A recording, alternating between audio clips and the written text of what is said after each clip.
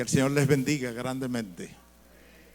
Reitero que me siento, gracias al Señor, muy contento por tener la oportunidad, el honor, el privilegio de poder compartir con ustedes este tiempo.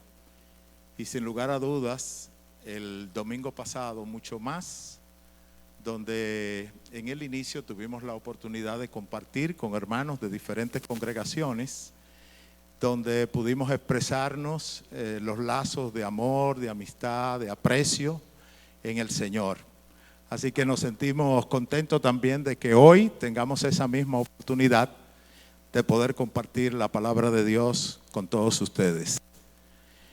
El domingo pasado dimos inicio o una introducción a este importante tema acerca de transformado por gracia.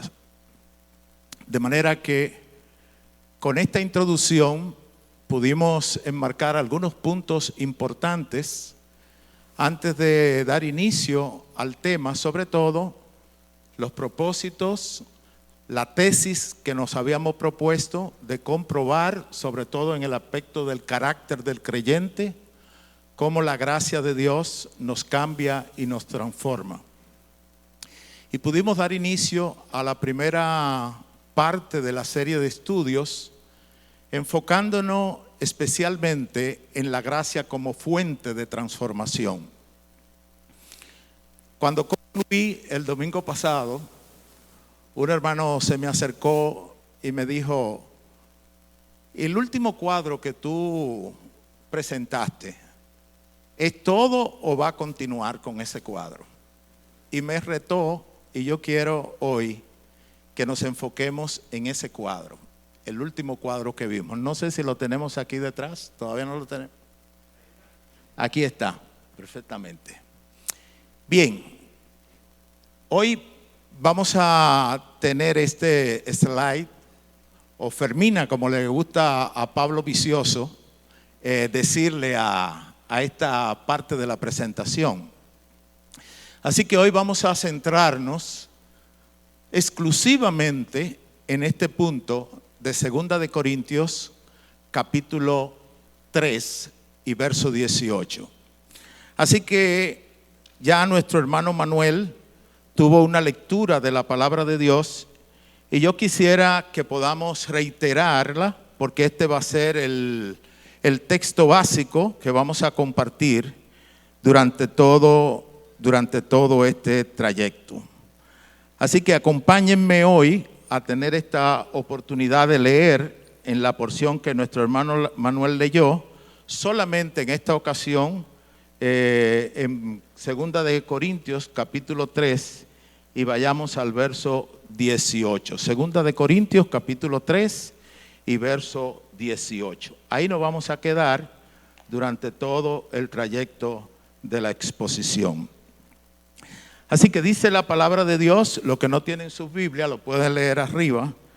Dice: por tanto, todos nosotros, mirando a cara descubierta como en un espejo la gloria del Señor, somos transformados de gloria en gloria en la misma imagen, como por el Espíritu del Señor.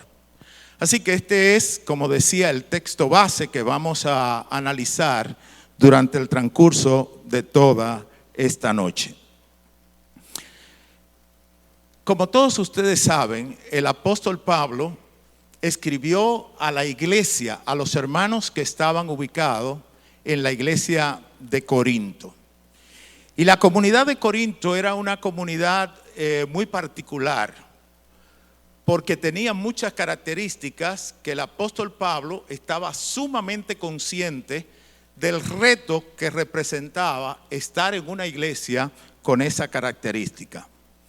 Era una iglesia que estaba de alguna manera influenciada por la cultura greco-romana, que en sí tenía muchos aspectos importantes que nosotros tenemos que resaltar y que de alguna manera podían influenciar el carácter y la conducta de los creyentes. Así que dentro de las características que nosotros encontramos en la comunidad en la cual estaba sumergida la iglesia a los corintios, encontramos que había mucha idolatría, había mucha influencia o confusión doctrinal, había mucha inmoralidad, y ya ustedes conocen la historia con relación a los romanos. Había orgullo intelectual, que a la luz de la palabra de Dios es un pecado. Y sobre todo, la iglesia ya había sido influida también o influenciada por divisiones internas que habían ocurrido en el seno de la iglesia.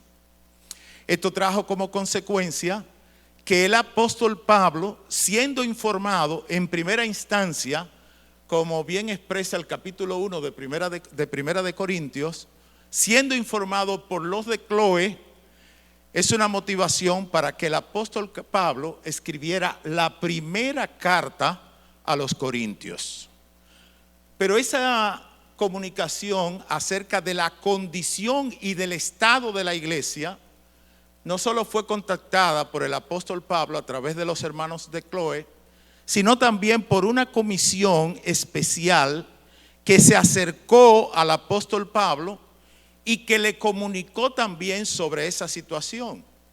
Y entre esa comisión estaban Estéfanas, estaba Fortunato y estaba Acaico. Estos tres hermanos parece que visitaron al apóstol Pablo y le comunicaron la situación de la iglesia.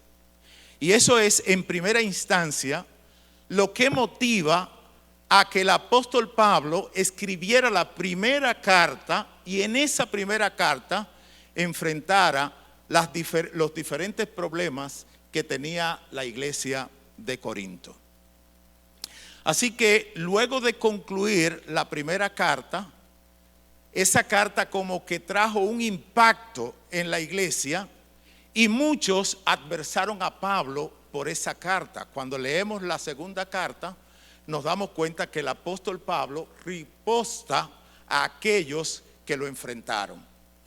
Así que la segunda carta del apóstol Pablo, que es donde está contenido el texto que estamos considerando en esta noche, tiene propósitos específicos.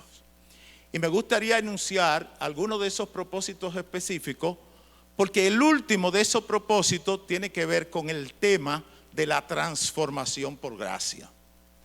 Así que en primera instancia, el apóstol Pablo escribió a los hermanos de Corintio esta segunda carta para defender su apostolado, para defender su autoridad apostólica. De manera que el apóstol Pablo, entendiendo que habían algunas personas que lo rivalizaban o que denotaban acerca de su autoridad apostólica, él escribe para ripostar contrarrestar esa posición. En segundo lugar, el apóstol Pablo escribió para restaurar esa relación que había sido afectada por esa primera carta, como anteriormente dije. De manera que frente al hecho de que algunos hermanos se sintieron ofendidos, el apóstol Pablo escribe esta carta tratando de mantener la unidad en el cuerpo de Cristo. Cosa muy importante, porque el hecho de que nosotros confrontemos el pecado no significa que también nosotros procuremos al mismo tiempo la unidad en el cuerpo de Cristo. Así que el apóstol Pablo escribe esta segunda carta con este propósito, con el hecho de procurar la unidad en el cuerpo de Cristo. En tercer lugar, el apóstol Pablo escribió la segunda carta con la finalidad de exhortar a los hermanos a que muestren su generosidad a través de las ofrendas para los hermanos de Jerusalén, que como todos ustedes conocen, atravesaban una situación difícil en ese momento. Así que el apóstol Pablo hace unas motivaciones a partir del capítulo 8 y del capítulo 9 de esta segunda carta, donde él exhorta a los hermanos a que muestren esa generosidad enviando sus ofrendas para los necesitados de Jerusalén. En cuarto lugar, el apóstol Pablo también pone otro motivo importante, y es enseñarles sobre el sufrimiento en el ministerio. Muchos hermanos tenemos una idea de que el ministerio es un espacio para nosotros gozarnos y para nosotros disfrutar de las cosas del Señor. Pero la verdad es que el apóstol Pablo, sobre todo en el capítulo 1, en el capítulo 4, en el capítulo 12, él va a presentar diferentes momentos difíciles en su vida como consecuencia del ejercicio de su ministerio. Y él va a llevar eso a consideración de la iglesia, para que la iglesia esté consciente, para que los hermanos estén conscientes de que el ministerio en muchas ocasiones trae sufrimiento. Y aquí hay pastores encargados de ministerios, ¿verdad?, que saben que esa es una realidad. Se pasan momentos sumamente difíciles en el ministerio, cosa que muchos hermanos no lo entienden porque no tienen un concepto de lo que significa, un concepto claro de lo que significa el ministerio y de los aportes que hay que hacer en el ministerio de manera sacrificial. Por eso con frecuencia se le exhorta a honrar en la palabra a los que verdaderamente deben ser dignos de honra, porque pasan trabajo o pasamos sufrimiento, pasamos muchos momentos de dolor, muchos momentos de angustia. A veces hasta entramos quizás en desesperación, siempre confiando en el Señor, pero como humanos en muchas ocasiones nuestras emociones nos traicionan y evidenciamos que realmente pasamos momentos difíciles. Y a la luz de la palabra de Dios no hay que decirlo, porque la misma palabra de Dios nos contempla que nosotros atravesamos como hombres, como mujeres, atravesamos por momentos de aflicción. Dice la palabra que muchas son las aflicciones del justo, pero de todas el Señor nos va a librar. Tenemos esa promesa. Y el mismo Señor en el capítulo 16 del Evangelio según San Juan decía: en el mundo tendréis aflicción, mas confiad, yo he vencido al mundo. Así que otro motivo por el cual el apóstol Pablo escribió la carta fue para combatir a la falsa doctrina. Es un elemento que nosotros encontramos prácticamente en casi todos los escritos del apóstol Pablo. El apóstol Pablo tenía mucha preocupación porque las iglesias incipientes, las iglesias nacientes, las iglesias que comenzaran con una buena base doctrinal, con un fundamento doctrinal, que es parte precisamente de la tesis. Que para que nosotros reconozcamos el poder transformador de la persona, de la gracia de Dios, evidentemente tenemos que tener una buena base doctrinal, porque una buena práctica se fundamenta en una buena base doctrinal. Así que el apóstol Pablo siempre estuvo atento e hizo muchas advertencias sobre los falsos maestros, sobre los falsos profetas, para que la iglesia estuviera conteste con esta realidad de que se iba a enfrentar a esas situaciones.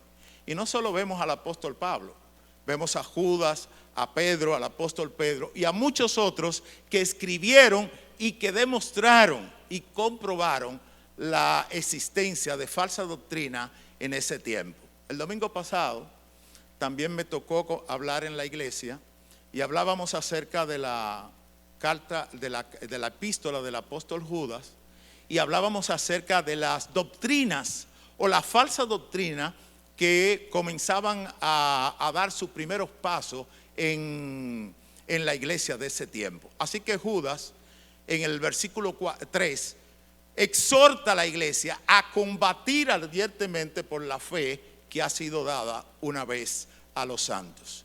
Y ahí se demuestra a través de la historia algunas de las falsas doctrinas que estaban penetrando en la iglesia, como el gnosticismo, como el docetismo, como el libertinaje, la conversión de la gracia de Dios en libertinaje. Así que Pablo está consciente de que necesita animar a los hermanos con estos propósitos, porque son propósitos sumamente fundamentales.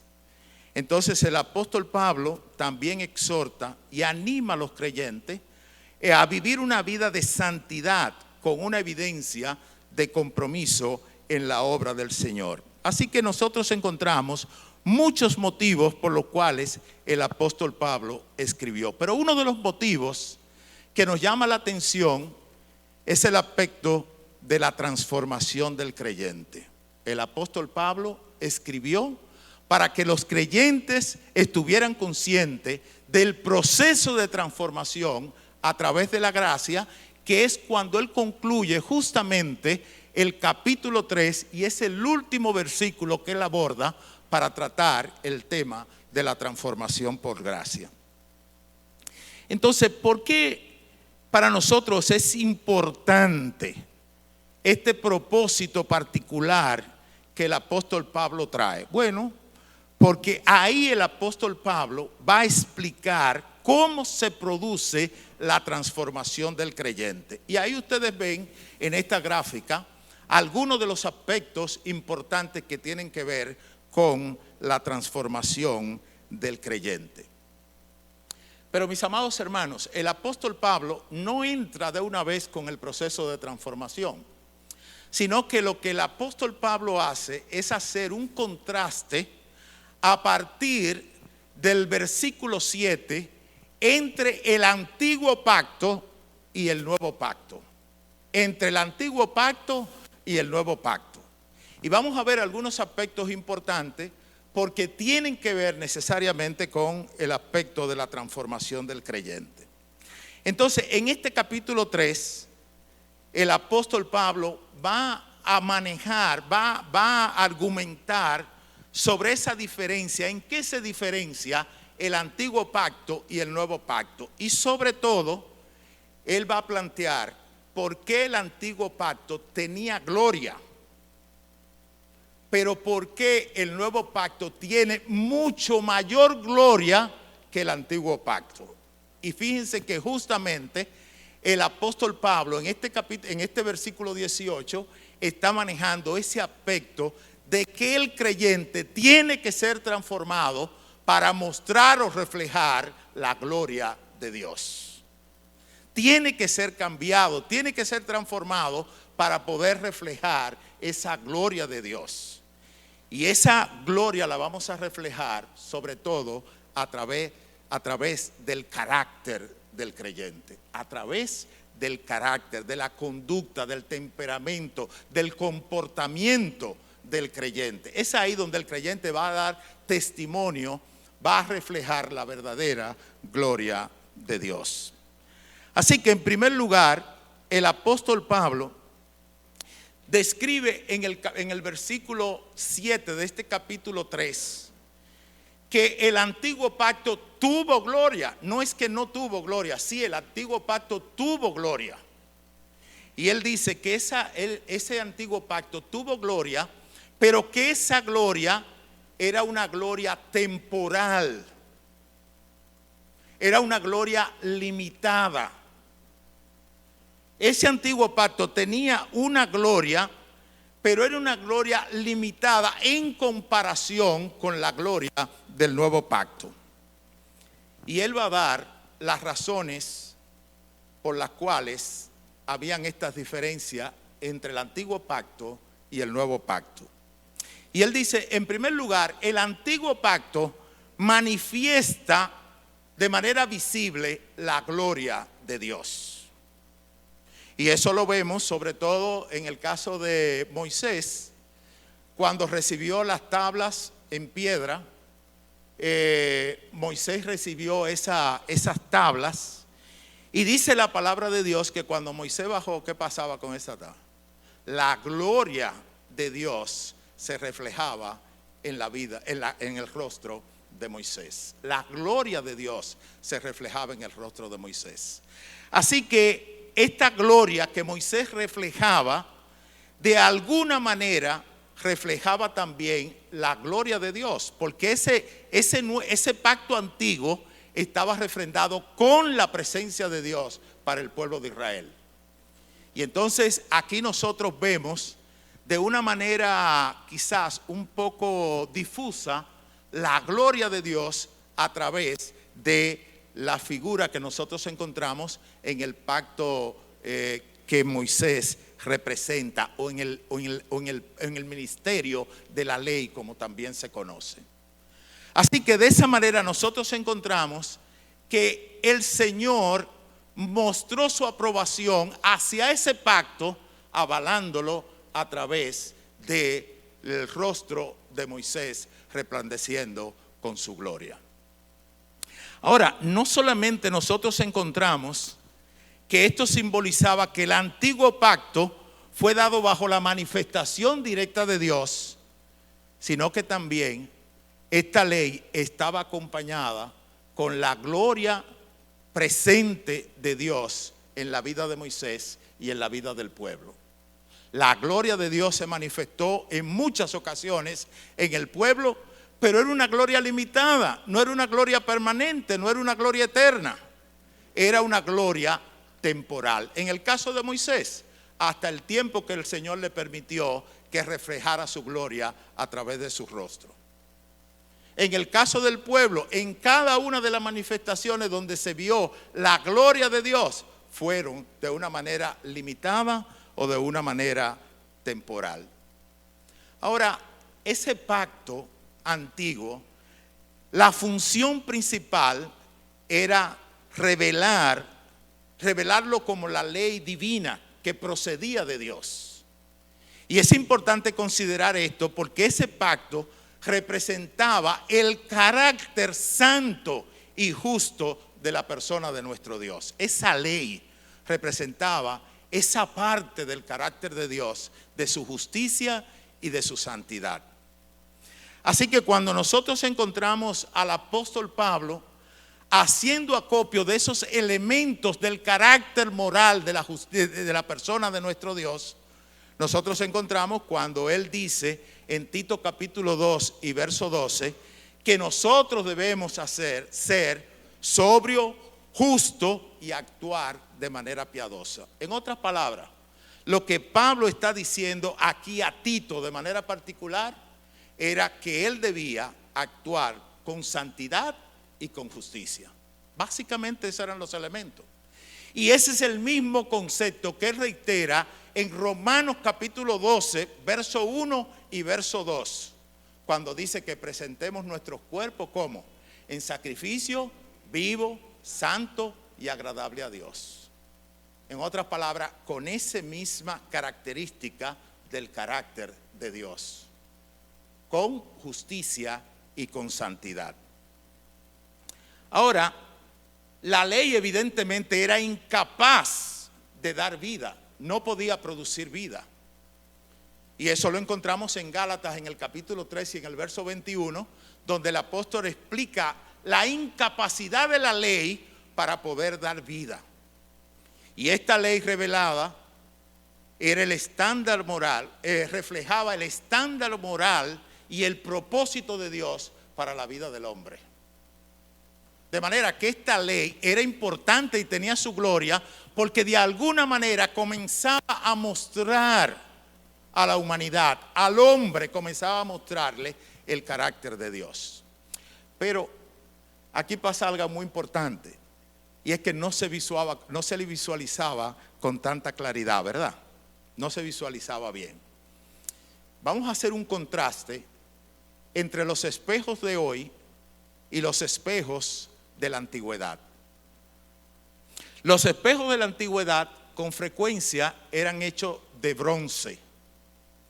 Y el bronce se produce como una aleación específica de cobre y de estaño, ¿verdad? De cobre y de estaño. Pero para poder producir ese reflejo había que pulir esa superficie, había que pulirla.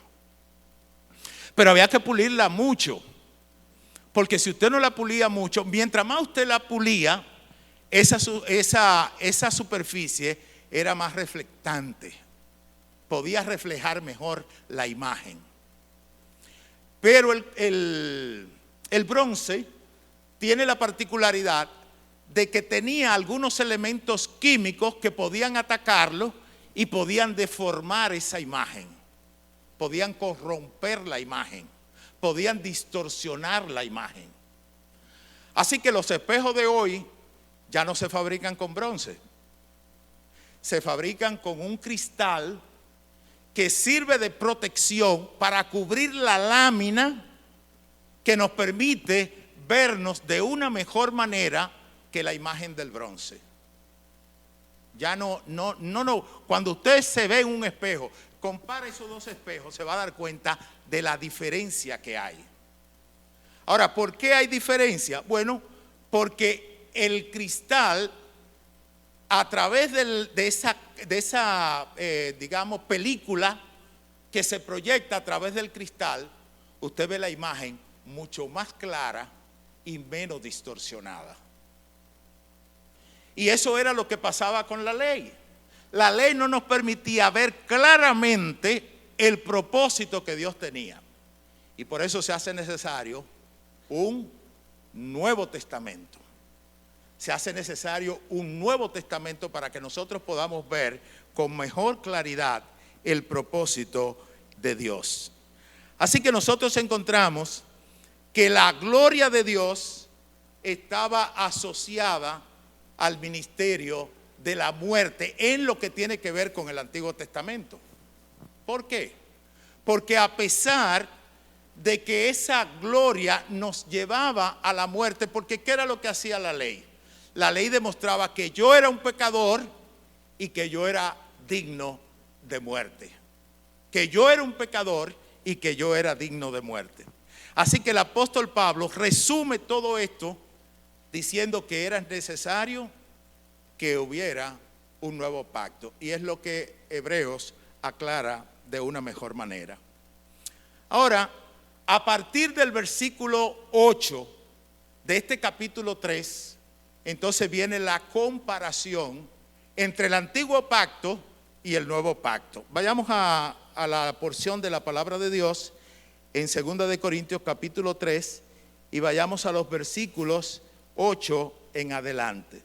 Dice la palabra de Dios en esta porción de 2 de Corintios capítulo 3 y verso 8. ¿Cómo no será más bien con gloria el ministerio del Espíritu? Porque si el ministerio de condenación fue con gloria, mucho más abundará en gloria el ministerio de la justificación. Porque aún lo que fue glorioso no es glorioso en este respecto, en comparación con la gloria más eminente. Porque si lo que perece tuvo gloria, mucho más glorioso será, ¿qué cosa? Lo que permanece. Así que teniendo tal esperanza, usamos de mucha franqueza, y no como Moisés, que tenía un velo sobre su rostro, para que los hijos de Israel no fijaran la vista en el fin de aquello que había de ser abolido. Pero el entendimiento de ellos se embotó, porque hasta el día de hoy, cuando leen el antiguo pacto, le queda el mismo velo no descubierto, el cual por Cristo es quitado. Y aún hasta el día de hoy, cuando se lee a Moisés, el velo está puesto sobre el corazón de ellos, pero cuando se conviertan al Señor, el velo, ¿qué va a pasar? Les será quitado. El velo les será quitado. Porque el Señor es el Espíritu. Y donde está el Espíritu, ¿qué pasa? Hay libertad. Por tanto, mirando a cara descubierta como en un espejo la gloria del Señor, somos transformados de gloria en gloria en la misma imagen por el Espíritu del Señor. Miren, hermano, cómo el apóstol Pablo va a aclarar este concepto tan importante en lo relativo a la diferencia entre el antiguo pacto y el nuevo pacto. Así que el apóstol Pablo establece a partir del versículo 8 que el ministerio del Espíritu es mucho mayor que el ministerio de la ley. Que el ministerio del Espíritu es mucho mayor que el ministerio de la ley. ¿Por qué? Porque el ministerio de la ley mataba, pero el ministerio del Espíritu, ¿qué hace? Da vida. Dice la palabra de Dios, el cual asimismo nos hizo ministro competente de un nuevo pacto, no de la letra, sino del Espíritu, porque la letra mata, mas el Espíritu, ¿qué hace? Vivifica, mas el Espíritu vivifica. Fíjense lo que hace la obra del Espíritu Santo. Vamos a Tito capítulo 3 y verso 5. Dice la palabra de Dios, nos salvó no por obra de justicia que nosotros hubiésemos hecho, sino por su misericordia, por el lavamiento de la regeneración, por la renovación en el Espíritu Santo. Si hay regeneración, ¿qué hay? Vida, hay vida. Así que el ministerio del Espíritu Santo nos ha beneficiado a través de la gracia de Dios, porque ha traído la vida a nuestros corazones, mis amados hermanos. Es ese ministerio del Espíritu Santo, a través de la gracia del Señor, el que nos ha permitido tener vida a través de la obra y de la persona de nuestro Señor y Salvador Jesucristo.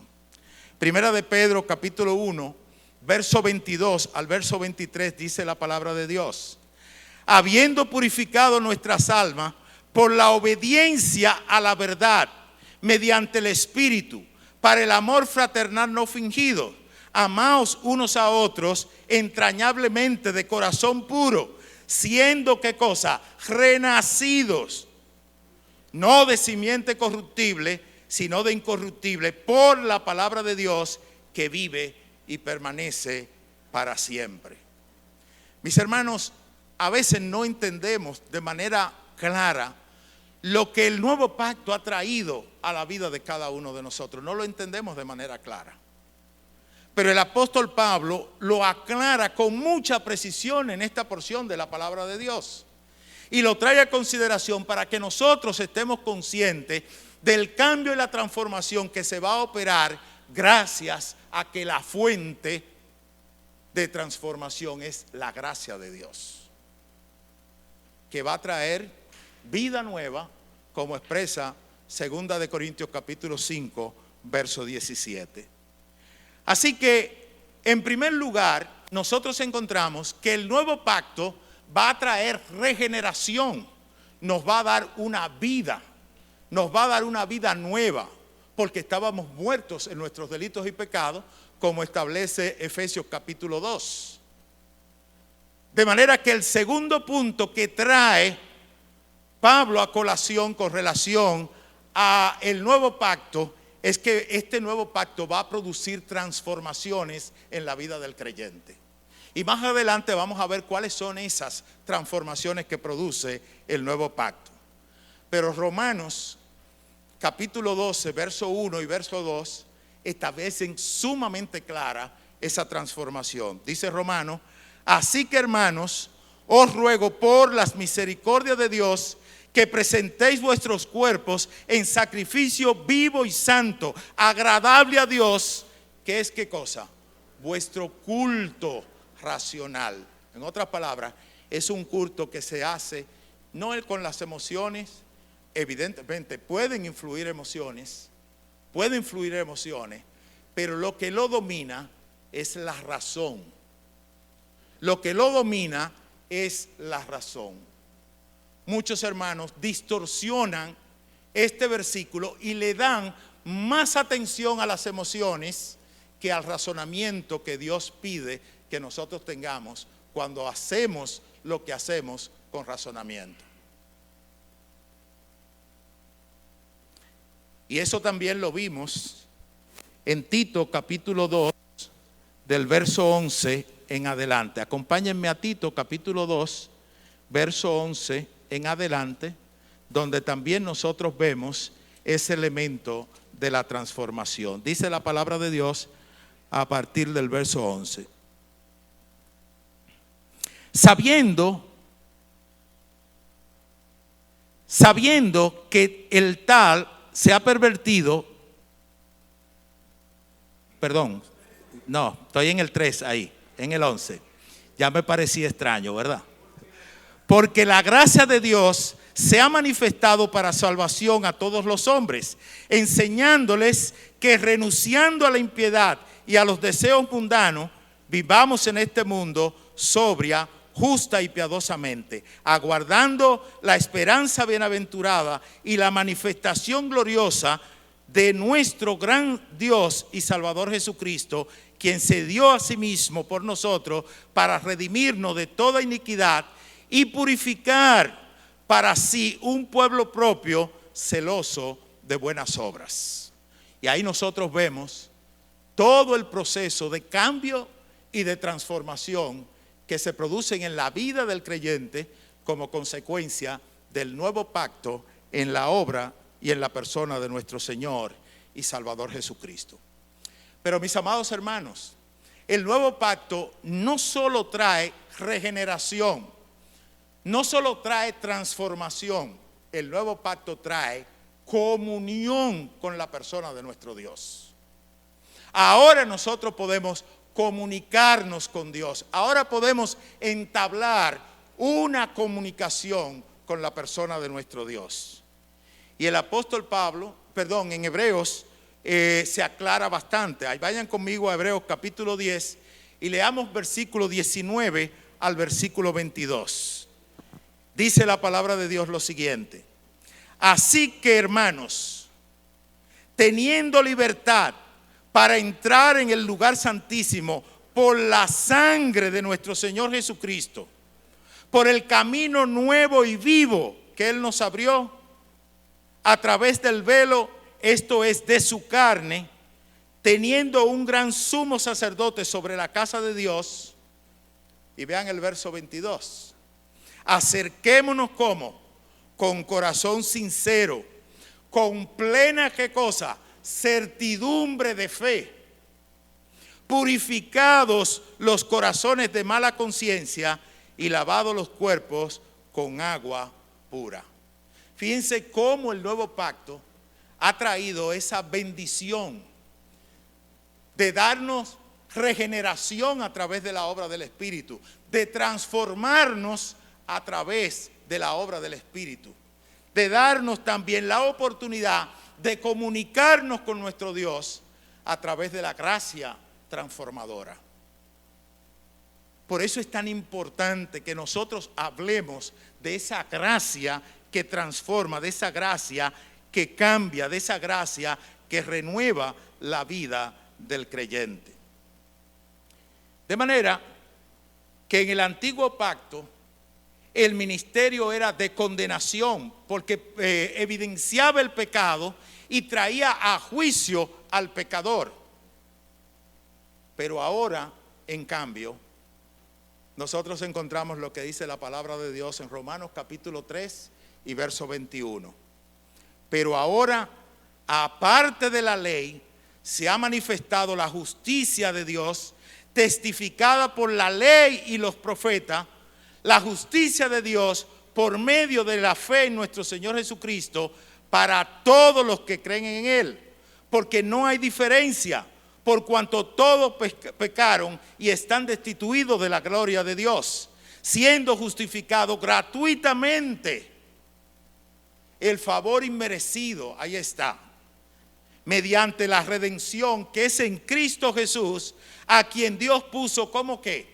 Como propiciación por medio de la fe en su sangre, para manifestar su justicia a causa de haber pasado por alto en su paciencia los pecados pasados, con la mira de manifestar en este tiempo su justicia, a fin de que el justo y el que se justifica, a fin de que Él sea el justo y el que justifica al que es de la fe de Jesús.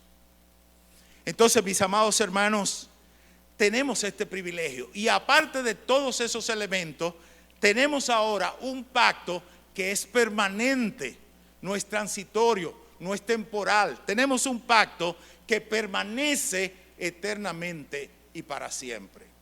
Por eso dice la palabra de Dios en Corintios, en el mismo capítulo 3, verso 10 y verso 11. Porque aún lo que fue glorioso no es glorioso en este respecto, en comparación con la gloria más inminente. Porque si lo que parece tuvo gloria, mucho más glorioso será. ¿Qué cosa? Lo que permanece. El nuevo pacto que permanece en la persona de nuestro Señor y Salvador Jesucristo. Y ahí entramos, ya para concluir, en el aspecto de la transformación. El nuevo pacto nos transforma. La gracia transformadora de Dios hace ese proceso en la vida de cada uno de nosotros. Y por eso considerábamos estos 4 puntos, que es la parte como el apóstol Pablo concluye todo ese capítulo 3 para llegar a esta conclusión de que la gracia de Dios nos transforma. Fíjense cómo él desglosó cada elemento del pacto antiguo y del nuevo pacto para que nosotros podamos entender el poder transformador de la gracia del Señor. Pero eso era vedado, era como el espejo de bronce. No teníamos posibilidad de verlo tan claramente como nosotros lo vemos hoy a través del Evangelio de nuestro Señor Jesucristo. No podían verlo, no tenían la capacidad de verlo de la misma manera como nosotros lo vemos en el día de hoy. Y no solo como nosotros lo vemos, porque si lo vemos y no lo hacemos nuestro, no tiene ningún efecto, sino sobre todo porque nosotros hemos experimentado el poder transformador de la gracia de Dios. Porque nosotros lo hemos experimentado, lo hemos vivido. Ese poder transformador lo hemos experimentado. Así que el apóstol Pablo, al concluir esta parte, da las evidencias de la transformación que se produce en la vida del creyente. Es un aspecto sumamente importante. Los creyentes en Cristo están siendo transformados de gloria en gloria para ver la gloria de Dios. Amados hermanos, usted y yo estamos siendo transformados de gloria en gloria para ver la gloria de Dios. No lo podemos entender. Quizás yo lo he tratado de explicar y quizás haya aquí quien no lo entienda todavía. Y uno mismo, a pesar de analizarlo, a pesar de estudiarlo, a veces no lo puede entender. Pero la realidad es que lo que hemos conocido a Cristo como nuestro único y suficiente Salvador, estamos siendo transformados cada día de gloria en gloria para mostrar la gloria de Dios, mis amados hermanos. Cada día estamos experimentando esa gloria del Señor. Cada día estamos viendo el trabajo del Espíritu Santo obrando en nuestras vidas, cambiando ese obrar en la carne, ese quitar el fruto de la carne, la envidia, el odio, los pleitos, la ira, las disensiones, la herejía, la hechicería, todas esas cosas. El Espíritu va quitando todos esos elementos en nuestras vidas. Y aunque usted no lo vea, eso es de una gloria del Señor, eso es una gracia del Señor. El quitar de nosotros, hombres corruptos, con una naturaleza pecaminosa, Él está quitando cada día esos elementos de la naturaleza pecaminosa. Pero no se conforma con quitarlo. También Él pone el fruto del Espíritu en nuestras vidas para que aprendamos a caminar en esa transformación que produce la gracia del Señor. Y todos esos elementos Él los cambia ahora por el gozo, la paz, la paciencia, la benignidad, la fe, la bondad, la templanza, el dominio propio. Y al final concluye: contra estas cosas, ¿qué pasa? No hay ley, mis amados hermanos. A pesar de todo eso, no hay forma de que la ley nos pueda condenar y nos pueda impedir que nosotros seamos transformados a la imagen de la persona de nuestro Señor Jesucristo. Que el Señor nos ayude a que nosotros podamos hacer una entrega dócil y humilde al Espíritu Santo para que Él produzca en nosotros las transformaciones que Dios quiere producir en la vida de cada uno de nosotros. Que el Señor nos bendiga. Amén. Oramos. Padre, en tu santo y bendito nombre, Señor, queremos en este momento darte gracias por esa gracia inconmensurable, por esa gracia inefable, por esa gracia que es la misma persona de nuestro Señor y Salvador Jesucristo. En su encarnación, en su vida, en su muerte y en su resurrección. Gracias porque Él se dio a sí mismo para que nosotros pudiéramos tener vida en Él. Y hoy nosotros podemos disfrutar de la bendición, Señor, de tener vida a través de la regeneración que se ha producido en nuestros cuerpos. A través de la regeneración que tú has producido de un espíritu muerto, nos ha dado vida, Señor. Pero no solo nos has regenerado, sino que te damos gracias porque también nos transforma de día en día y de gloria en gloria. Reconocemos que somos inmerecedores de tu gracia. Por eso hay gratitud en nuestros corazones permanente por la obra de Cristo a nuestro favor.